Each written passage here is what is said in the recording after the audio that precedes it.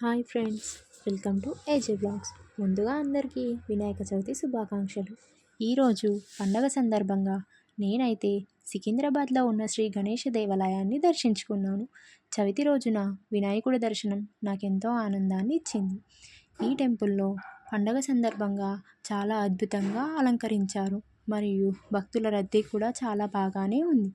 ఈ టెంపుల్లో మనకి ఫస్ట్గా వెళ్ళగానే వినాయకుడి యొక్క దర్శనం కలుగుతుంది. అది అతని వాహనమైన మూషికం పైన ఉంటాడు.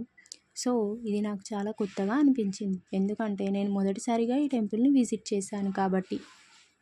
ఈ టెంపుల్ యొక్క విశిష్టత ఏమిటంటే, ఈ టెంపుల్లో రాహు మరియు కేతువుల యొక్క దోష నివారణ పరిహారం జరుగుతుందట. ఈ దేవాలయం 200 సంవత్సరాల చరిత్రను కలిగి ఉంది.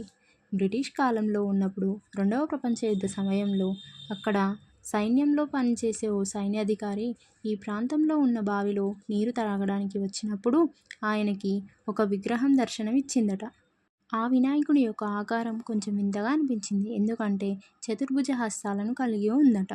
ఇక్కడ వినాయకుడితో పాటు కుమారస్వామి, ఉమామహేశ్వరులు కూడా దర్శనమిస్తారు మనకి.